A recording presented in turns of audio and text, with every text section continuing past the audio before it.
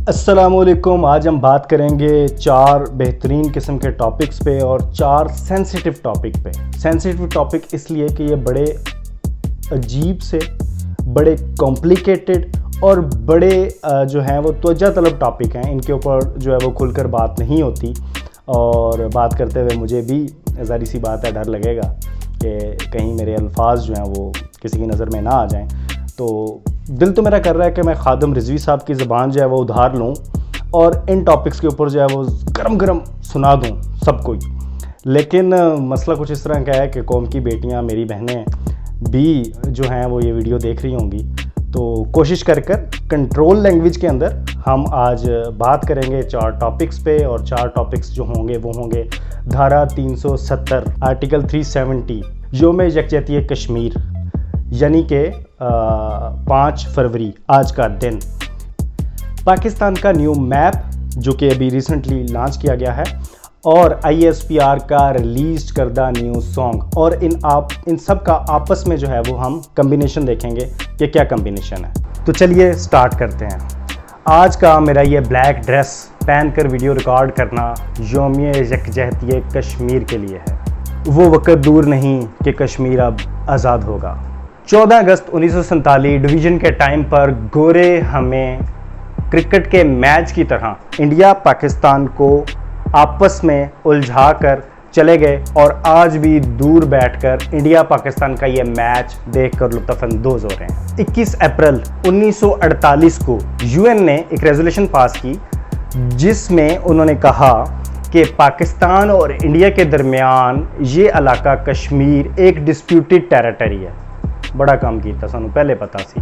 खैर, इस disputed territory को एक ख़ास अहमियत हासिल थी, जैसे कि इंडिया में धारा 370 या आर्टिकल 370 के नाम कश्मीर को एक स्पेशल स्टेटस दिया गया था, यानी कि ना पाकिस्तानी ना इंडियन वहाँ पर लैंड बाय कर सकेंगे और इस तरह के काफ़ी सारे क्लास। आज से 1 साल पहले इंडिया ने आर्टिकल 370 को ख़त्म कर दिया, जिसके नतीजे में इंडियन आर्मी इस एरिया के अंदर आकर बैठ गई और इन लोगों के ऊपर ज़बरदस्ती कर्फ्यू नाफिज कर दिया। और पिछले 1 साल से ये कौम इस कर्फ्यू के अंदर है। आप इमेजिन करके देखें कि सिर्फ 30 दिन या 40 दिन का कर्फ्यू भी नहीं कहेंगे इसे हम लॉकडाउन कहेंगे। इस लॉकडाउन के अंदर हम लोगों के क्या हालत हो गई थी, किस तरीके से हम परेशान हो गए थे अपने घरों में कैद होकर, और वो लोग 1 साल से इस कर्फ्यू की सिचुएशन के अंदर कैद हैं। पाकिस्तान पॉलिटिकल मैप इंट्रोड्यूस करवाया, जिसके नतीजे में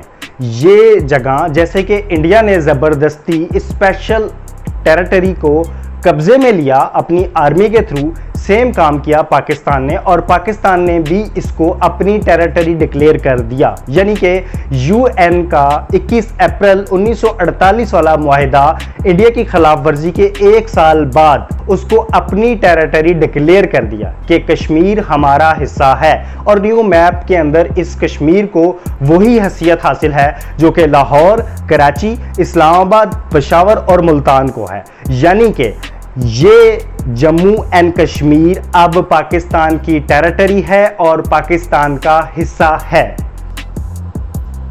और इस बात का अंदाज़ा आज सोशल मीडिया पे चलने वाली कैंपेन से लगाया जा सकता है, जहां पर लंडे के अरस्तू और इंडियन मीडिया दोनों एक साथ खड़े हैं। लंडे के अरस्तू लफ्ज़ इसलिए यूज़ करता हूँ कि हमारी पाकिस्तानी कौम का एक ख़ास तबका सोचने समझने की सलाहियत से महरूम है, और ये लोग बग़ैर सोचे समझे, बग़ैर तहकीक किए, जिसका हुक्म इस्लाम भी देता है, ख़बर को इस तरीके से फैलाते हैं, खा वो पाकिस्तान के हक़ में ही हो।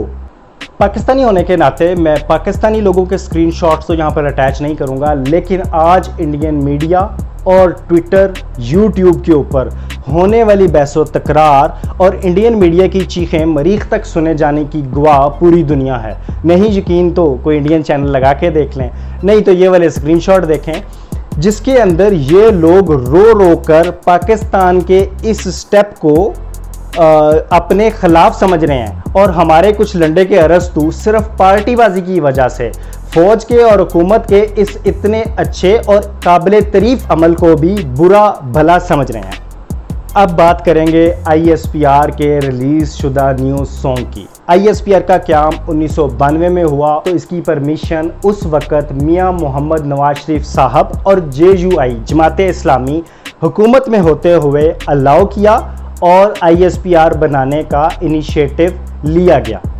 पहला सॉन्ग जब 2015 में रिलीज़ किया गया तो उसकी परमिशन भी मियां मोहम्मद नवाज शरीफ साहब ने दी। इसका दूसरा सॉन्ग गाजी तेरे पुरसरार बंदे को भी अलाउ नवाज शरीफ साहब ने किया। तीसरा, चौथा और पांचवा, कश्मीर अब तू आज़ाद है, मट्टी के बंदे और शुक्रिया पाकिस्तान भी नवाज शरीफ साहब की परमिशन से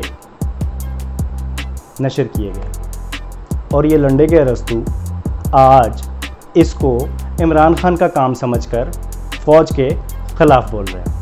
मुहिब्बुल वतनी नहीं है ये पार्टीबाजी है। APS सानिया के बाद मुझे दुश्मन के बच्चों को पढ़ाना है, छठा सॉन्ग भी नवाज शरीफ की परमिशन से ही लॉन्च किया गया। और सातवां सॉन्ग ये बन रहा है पाकिस्तान, शाहद खाकान अब्बासी के साइन से नशर हुआ। तो इस बात का मतलब ये हुआ कि ये अदारा पार्टीबाजी से हटकर मुल्की मफाद में काम कर रहा है, लेकिन आज सिर्फ पार्टीबाजी की बेस के ऊपर ISPR के इस कदम को बुरा समझा जा रहा है। और दूसरी बात, ये सॉन्ग SSG के कमांडोज ने नहीं, किसी सिंगर ने गाया है और ISPR ने इसे सपोर्ट और फंड किया है। और सारी की सारी जंगें हथियार से नहीं, कुछ जंगें 5th जनरेशन वारफेयर और इल्म की बेस के ऊपर भी लड़ी जाती हैं। और अल्लामा इकबाल रहमतुल्लाह अलैह ने भी अपने लोगों को बातों के ज़रिए और इल्म के ज़रिए मोटिवेट किया था, ना कि पत्थर मार मार कर कफ़ार से आज़ादी हासिल की थी। खैर, बात अब इस तरफ आ गई है तो मैं आपको बताता चलूँ कि ये सॉन्ग लंडे के अरस्तू के लिए बिल्कुल भी नहीं गाया गया। ये सॉन्ग पेश किया गया है उन कश्मीरियों के लिए। अगर आपने सॉन्ग सुना है तो उसका लहजा और उसके लिरिक्स और उनके अल्फाज बताते हैं कि वो किसी कश्मीरी की तरफ से गाया गया सॉन्ग है। ये song 18 crore 20 lakh Indian Muslims के जज्बात को जगाने के लिए, even Indian intellectual mind thinking capacity वाले लोग इस सॉन्ग को सुनने के बाद एक दफ़ा तो अपनी हुकूमत से या आपस में डिस्कस तो ज़रूर करेंगे कि क्या वाकई ही कश्मीर के अंदर लॉकडाउन की सिचुएशन है, कर्फ्यू नाफज किया हुआ है, क्या वाकई ही वहाँ के लोगों के ऊपर जुल्म हो रहा है या नहीं हो रहा। कश्मीर में रहने वाले कश्मीरी जज्बा अमानी से सरशार हो जाएं। कहा जाता है कि किसी को अगर आप कोई बेहतरीन चीज़ दे सकते हैं तो उसको हौसला दें, जो कि इमरान खान दे रहा है, आपने घबराना नहीं है।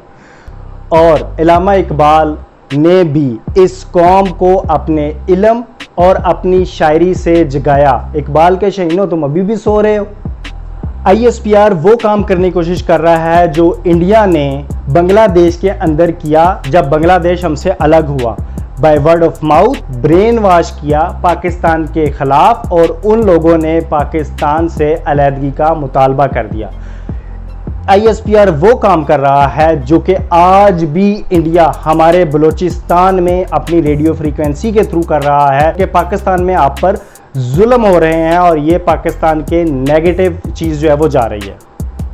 हमारे लंडे के अरस्तू इस काम को बुरा समझ रहे हैं, जबकि इंडियन जर्नल जो कि हमारा दुश्मन है वो ISPR की तारीफ कर रहा है कि जिस तरीके से ISPR काम कर रहा है, जिस तरीके से 27 फरवरी को ISPR ने काम किया और इंडिया के जहाज़ गिराने के बाद उसको अपनी फतह में बदला, वो तारीफ कर रहा है हमारी इंडियन जर्नल।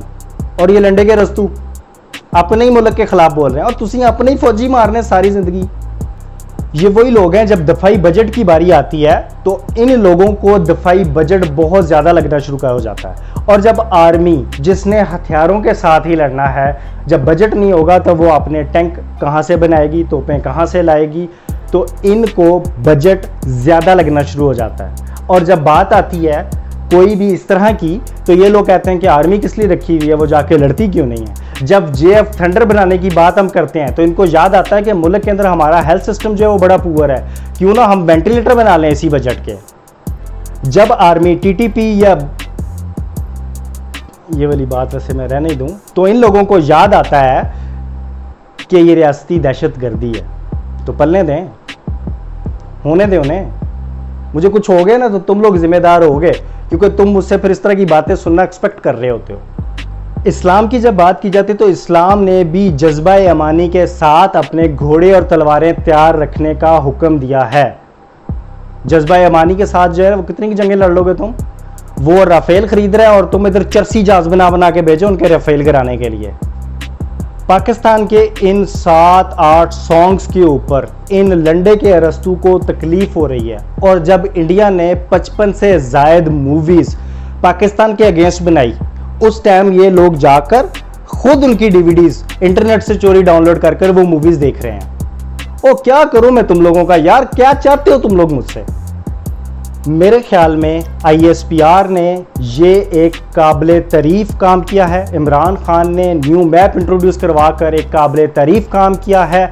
NDMA ने मुल्क के इस मुश्किल हालात के अंदर रहते हुए कोरोना और बारिशों और सैलाब जैसे मामलात के ऊपर टेक ओवर कर एक अच्छा और अवाम दोस्त काम किया है, और ये सारे के सारे काम जो हैं तारीफ़ के काबिल हैं। और मेरा एंड मैसेज आज का आप लोगों के लिए सिर्फ इतना सा है कि भाई लोगों, ना इमरान खान ने तुम्हारे घर में राशन डाल के देना है, खुद कमाना है, तुमने खुद खाना है, ना ये नवाज साहब और जरदारी साहब ने आपके घर में जो है वो राशन डाल के देना है। तो आपस के तल्लकात ख़राब मत करो और आपस में सुलह सफाई से पेश आओ। बात को सोच समझ कर तहकीक करने के बाद आगे फैलाया करो। समझदार होना कोई जुर्म नहीं है, शायद समझदार होना भी आपके पार्टी के लीडर आपको बताते हैं कि कोई जुर्म है, और ऐसी बात कुछ भी नहीं है। थोड़ी सी तहकीक करो, समझो उस बात को, किसी समझदार बंदे से फिज़िकली जाकर उस चीज़ को डिस्कस करो और उसके बाद उस चीज़ को फैलाओ। ये पाकिस्तान हमारा घर है, पार्टीबाजी से ऊपर ये चीज़ है। पार्टीबाजी, आज कोई वज़ीर-ए-आज़म होगा, कल कोई वज़ीर-ए-आज़म होगा, ये वज़ीर-ए-आज़म या तो मुल्क से भाग जाएंगे या मुल्क के अंदर रहेंगे। बहरहाल ये इतने अमीर होते हैं कि इनके घर का खर्च नहीं रुकता। आम आवाम को चाहिए कि सबसे पहले पाकिस्तान की बात करें और सबसे पहले पाकिस्तान के हक में उठने वाले बंदे का साथ दें, ना कि किसी पार्टी का। शुक्रिया। आपका भाई आज इतनी बात कह कर ही गायब हो रहा है।